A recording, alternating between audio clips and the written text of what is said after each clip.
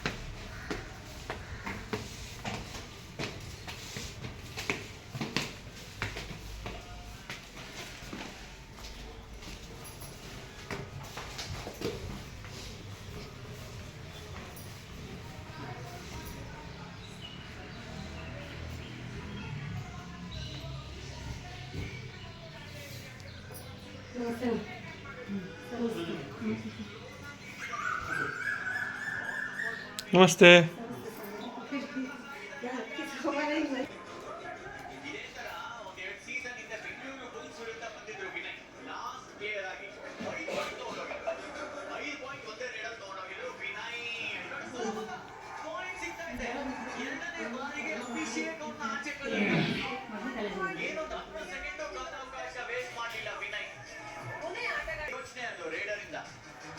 ಸೂಪರಾದ ಬದಲಾವಣೆ ಅಂತ ಹೇಳ್ಬೋದು. ತಮಿಳ್ ತಲೆವಾಸಲ್ಲಿ ಕೋಚ್ ಮಾಡಿರೋದು ವಿಶಾಲ್ ಚಾನಲ್. ಸಚಿನ್ ಇಲ್ಲ ಅಂತ ಗೊತ್ತಾಗ್ತಾ ಇಲ್ಲ. ಚೆನ್ನಾಗಿ ರೇಟ್ ಮಾಡಿ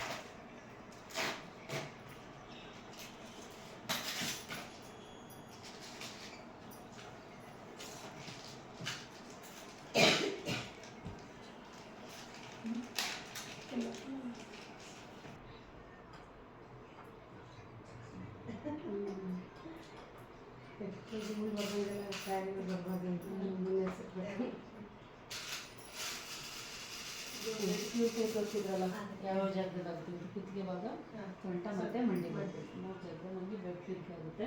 ನೀವು ಮಲಗೋಗಿ ಬಟನ್ ಆನ್ ಮಾಡ್ಕೊಂಡು ಮಾಡ್ತೀವಿ.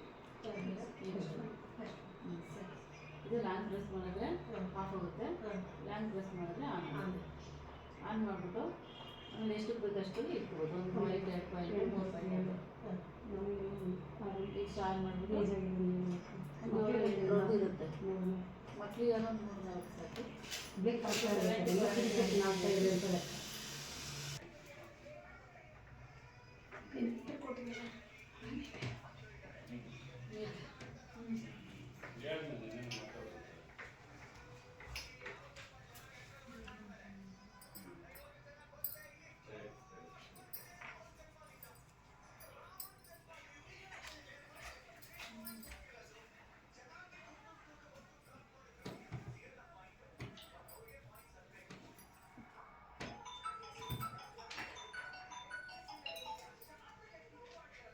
ಹಲೋ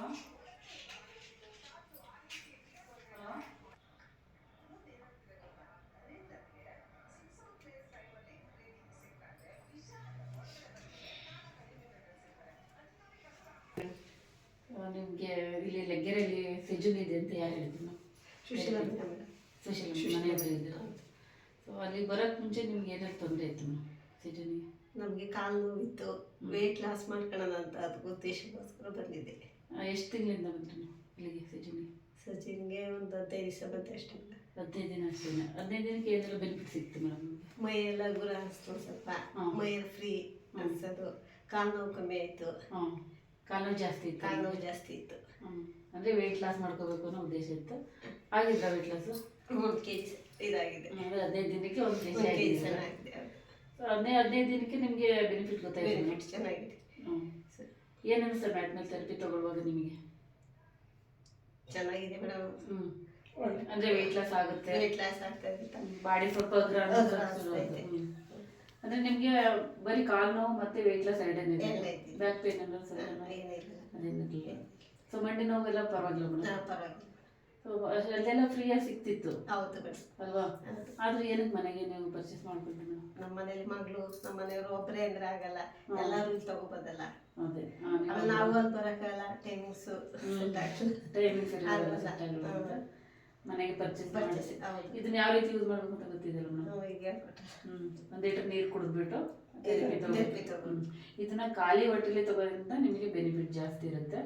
ನೀವು ಬೆಳಗ್ಗೆ ಬರೋಕ್ಕಾಗಲ್ಲ ಅನ್ನೋ ಒಂದು ಕಾರಣಕ್ಕೆ ಮತ್ತೆ ಮನೆಯಲ್ಲೂ ಎಲ್ಲರೂ ಯೂಸ್ ಮಾಡ್ಬೋದು ಅನ್ನೋ ಒಂದು ಕಾರಣಕ್ಕೆ ಮನೆಗೆ ತಗೊಂಡಿದ್ದೀರಾ. ಇದನ್ನ ಬೆಳಿಗ್ಗೆ ನೀವೇನು ಮಾಡ್ಕೊಂಡು ಖಾಲಿ ಹೊಟ್ಟೆಲೇನೆ, ಅಂದರೆ ಮಾರ್ನಿಂಗ್ ಇದ್ದಾಗ ಸ್ವಲ್ಪ ಖಾಲಿ ಹೊಟ್ಟೆಲಿ ಇದ್ದಾಗ ನಾಷ್ಟ ಮಾಡೋಕ್ಕೆ ಮುಂಚೆ ಒಂದು ಹಾಫ್ ಅನ್ ಅವರ್ ತಗೊಂಡು ಮತ್ತೆ ರಾತ್ರಿ ಏನು ಮಾಡ್ಬೇಕು ಅಂದರೆ ಒಂದು ಊಟ ಆದ್ಮೇಲೆ ಕೂಡ ನೀವು ಇದನ್ನ ಥೆರಪಿ ತಗೋಬೋದು. ಎರಡು ಟೈಮ್ ತೊಗೊಳೋದ್ರಿಂದ ನಿಮಗೆ ಬೆನಿಫಿಟ್ ಬೇಗ ಸಿಗುತ್ತೆ. ನಿಮ್ಮ ಜೊತೆಗೆ ನಿಮ್ಮ ಯಜಮಾನ್ರು ಮತ್ತೆ ಮಕ್ಕಳು ಎಲ್ಲ ಕೂಡ ಮನೇಲಿ ಯೂಸ್ ಮಾಡ್ಬೋದು. ಮತ್ತೆ ವಯಸ್ಸಾಗಿರೋರು ಕೂಡ ಇದನ್ನ ಯೂಸ್ ಆಗುತ್ತೆ. ಬ್ಯಾಕ್ ಪೈನು, ಕಾಲು ನೋವು ಎಲ್ಲ ಎಲ್ಲ ಇದೆಯಲ್ಲ. Okay ma'am. ಸೊ ಇದರಲ್ಲಿ ನೀವು ಸ್ಟೋನ್ ವಾಟರ್ ಮಾಡ್ಕೋಬೋದು ಅಂತ ಹೇಳಿದ್ವಿ. ನಿಮಗೆ ಸ್ಟೋನ್ ಅಂತಕ್ಕಂಥದ್ದು ಬಂದಿದೆ ಅದರಲ್ಲಿ.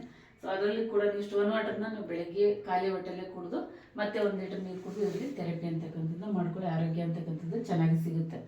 ಸೊ ಮತ್ತೆ ಅಲ್ಲಿ ಸೆಜುನಿಗೆ ಬರೋರ್ಗೆ ಏನು ಹೇಳಕ್ಕೆ ಇಷ್ಟಪಡ್ತೀರಾ ಮ್ಯಾಮ್ ನೀವು?